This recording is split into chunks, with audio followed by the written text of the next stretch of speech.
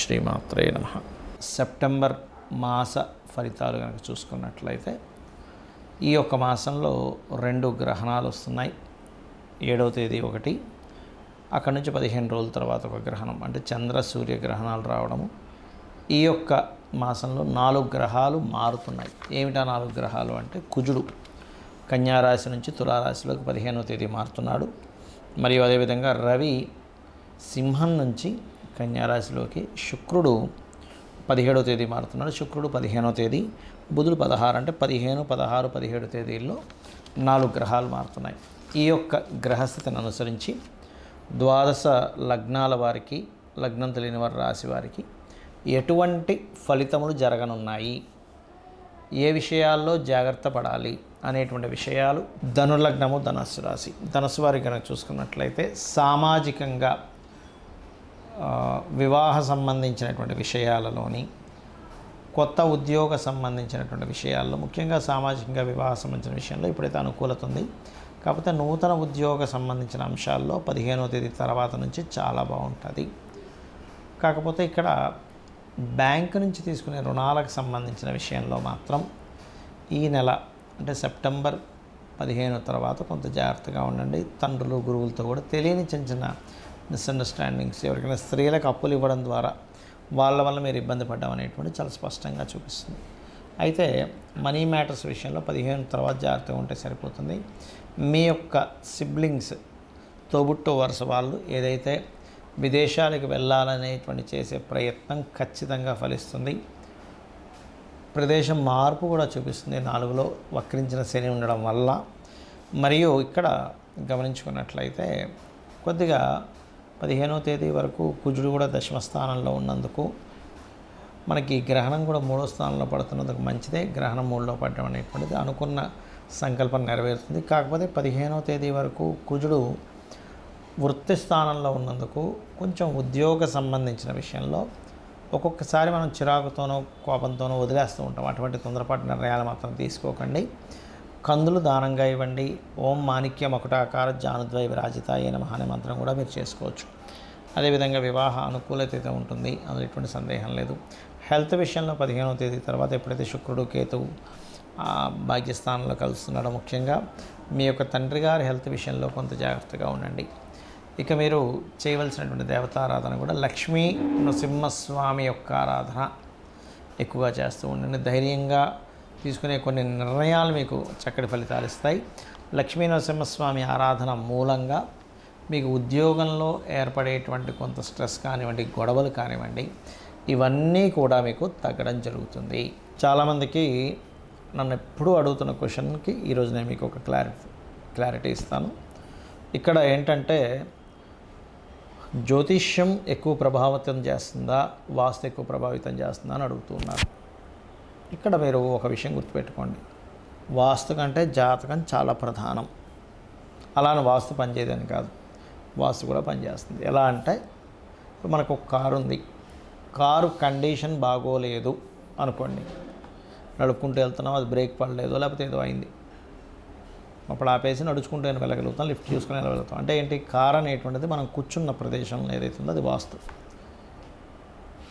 జాతకం అనేటువంటి జీవుడు అనుకోండి కాసేపు, అంటే వాస్తు బాగోపోయినా వీడికి జాతకంలో బలం ఉంటే కనుక ఏదో రకంగా ముందుకు వెళ్తూ ఉంటాడు. కానీ అలా కాకుండా 2 బాగున్నాయనుకోండి, అంటే జీవుడు స్ట్రెంగ్త్ఫుల్గా బాగున్నాడు, ఆరోగ్యంగా ఉన్నాడు, అలాగే వాస్తు బాగుంటుంది. అలా కాకుండా వాస్తు మాత్రమే బాగుంది, జీవుడు బాలేడు అంటే ఏమిటి, ఒక వ్యక్తి నీరసంగా ఉన్నాడు, బలం లేదు, కానీ వాడికి ఉన్న వాహనం తీసుకెళ్తుంది ఆ వ్యక్తిని. అంటే ఏమిటి, ఒకదానికొకటి సపోర్ట్ చేసుకుంటూ ఉంటాయి వాస్తు మరియు జ్యోతిష్యం. అయితే జాతక చక్రంలో చాలామంది ఏంటంటే ఏం తెలుసుకోవచ్చు అని అడుగుతూ ఉంటారు. లగ్నం నుంచి 12 భావాలలో మనం పూర్వజన్మలో చేసినటువంటి కర్మ ఏ రకంగా రిఫ్లెక్ట్ అవుతుంది, ఆ రిఫ్లెక్ట్ అవుతున్నటువంటి కర్మ మనం ఏ రకంగా దాన్ని నల్లిఫై చేసుకోవాలి, ఏ రకమైనటువంటి కర్మల జోలికి వెళ్ళకూడదు అనేటువంటి ఒక క్లారిటీ మీకు జ్యోతిషాస్త్రం ఇస్తుంది. అంటే ఎదగలేకపోతున్నాము అంటే లగ్నం ఎక్కడో పూర్వజన్మల్లో, అంటే ఈ జీవుడు ఏదో కర్మ చేశాడు. వాట్ ఈజ్ దట్ కర్మ? ధనపరంగా రాణించలేకపోతున్నాడు అంటే ధనాధిపతి మీ లగ్నం నుంచి 2వ అధిపతి ఎలా ఉన్నాడు, దానివల్ల ఏం తెలుస్తుంది అంటే మీకు ఏ మార్గంలో ధనం వస్తుంది, ఏ మార్గంలో మీరు వెళ్తే బాగుంటుంది సిబ్లింగ్స్తో ఎందుకు గొడవలు ఉన్నాయి, మూడో అధిపతి ఎలా ఉన్నాడు, పూర్వజన్మలో చేసిన కర్మ ఏ రూపంలో వస్తుంది, అలాంటప్పుడు వాళ్ళతో దూరంగా ఉంటే మంచిదా దగ్గరగా ఉంటే మంచిదా అనేటువంటిది ఉంటుంది. అలాగే చతుర్థ భావం ఏ గృహంలో ఉంటే బాగుంటుంది, ఏ డైరెక్షన్లో ఉంటే బాగుంటుంది, ఎప్పుడు మీరు ఇల్లు కట్టుకుంటారు, ఆ రకంగా సంతానం కానివ్వండి, వివాహం కానివ్వండి, ఆకస్మిక సంఘటనలు కానివ్వండి, మీరు చేసే వ్యాపారం బాగుంటుందా, ఉద్యోగం బాగుంటుందా అని కానివ్వండి, అలాగే ప్రధానంగా ఇక్కడ మీరు విదేశాలకు వెళ్తే బాగుంటుందా, ఎప్పుడు ఇన్వెస్ట్మెంట్ చేస్తే బాగుంటుంది, ఇటువంటి అన్నీ కూడా ఒక్కొక్క భావ సంబంధంగా మీకు ఫలితాలు అనేవి చాలా స్పష్టంగా తెలుస్తాయి. తత్సంబంధంగా మీరు ఒక రూట్ మీకు అర్థమవుతుంది మీ లైఫ్ గురించి. మరి వాస్తుకి సంబంధం ఏమిటి అంటే, ఇందాక మనం అనుకున్నాం ఒక కారు ఒక మనిషి లాగా, ఆ రకంగా వాస్తు కూడా కేవలం మనం ఏదో 4 గోడలు కట్టేసుకున్నాం, ఒక బాత్రూమ్ పెట్టేసుకున్నాం, ఒక హాల్ కట్టేసుకున్నాం, బెడ్రూమ్ కట్టేసుకున్నాం, కిచెన్ పెట్టేసుకున్నాం అంటే కాకుండా వాస్తులో ప్రధానంగా అసలు మీకు ఏ డైరెక్షన్ పనికి వస్తుంది, ఆల్ డైరెక్షన్స్ ఈజ్ గుడ్. మీ పేరులో ఉండే మొదటి అక్షరం పరంగా వర్గు నిర్ధారణ అంటారు. ఆ వర్గు పరంగా మీకు ఏ ఫేసింగ్ పనికి వస్తుంది ఒకటి. రెండవది అది అద్దె గృహమైనా సొంత గృహమైనా మీకు పనిచేస్తుంది, గుర్తుపెట్టుకోండి. అయితే ఇక్కడ అద్దె గృహం అయితే 90% పనిచేస్తుంది, సొంత గృహం అయితే 100% పనిచేస్తుంది. మరి ఓనర్ పరిస్థితి ఏమిటని అడుగుతూ ఉంటారు. ఓనర్కి కూడా దాని యొక్క ప్రభావం ఒక 10% ఉంటుంది. అయితే ఇందులో మనం వాస్తు పురుషుడు, వాస్తులో ఉండేటువంటి దేవతలు ఎవరెవరైతే ఉంటారో ఆ దేవతలు అసురులతో కలిపి మనం ఎక్కడ ఏం నిర్మించుకోవాలన్నది ఒకటే కాకుండా ఎక్కడ ఎటువంటి యాక్టివిటీస్ చేయాలి, ఏ వస్తువు ఎక్కడ పెట్టాలి, ఏ రంగు ఏ వాల్కి ఏ రంగు అయితే సపోర్టింగ్ జోన్ అవుతుంది, ఇటువంటివన్నీ కూడా చెప్తుంది వాస్తు.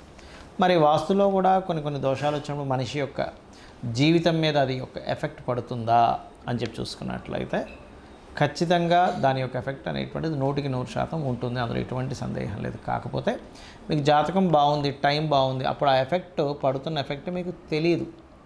అంటే ఉదాహరణకి ఖర్చులు అవుతూ ఉన్నాయి, ప్రతి నెల ఎంతో ఒక 5,000 10,000 వేస్ట్ ఖర్చులు అయిపోతున్నాయి అన్నప్పుడు జాతకం బాగుంది, ఈ వ్యక్తి 1,00,000 రూపాయలు సంపాదిస్తున్నాడు, అది పెద్ద విషయం అవ్వదు. అలా మీ జన్మజాతకంలో మంచి ధనయోగాలు ఉన్నప్పుడు వేస్ట్ ఖర్చులు అవుతున్నా కూడా జన్మజాతకం మిమ్మల్ని సేవ్ చేస్తూ ఉంటుంది. అలా కాకుండా ఈ వాస్తు కూడా సెట్ చేసుకున్నారు, అప్పుడు వేస్టేజ్ని మనం ఆపొచ్చు. ఒక్కొక్కసారి ప్రాక్టికల్గా కూడా మనం ఆలోచించాలి. ఎలా అంటే లోన్స్ తీసేసుకున్నాము, లోన్స్ కడుతున్నాము, లోన్ సరైన టైం కట్టకపోవడం వల్ల వాడు ఏదో పెనాల్టీ వేసాడు, ఇవన్నీ మనం స్వయంకృప అపరాధాలు అంటారు. వాటిని మనం దృష్టిలో పెట్టుకొని అవుతుంది అనుకోవాలి, కానీ ప్రతిసారి జాతకం మీద వాస్తు మీద కూడా వెళ్ళకూడదు, గుర్తుపెట్టుకోండి. అలా ప్రాక్టికల్గా మీరు ఎంత కష్టపడుతున్నా మీకు దానికి సంబంధించిన రిజల్ట్ రావట్లేదంటే అక్కడ మీకు జాతకం పరంగానో వాస్తు పరంగానో సంథింగ్ దోషం అనేటువంటిది ఉందని మీరు అర్థం చేసుకోవాలి. అందులో పూజ గది ఎక్కడ పెట్టుకోవాలి, ప్రతిదానికి శ్లోక సహితంగా ఉంది వాస్తు.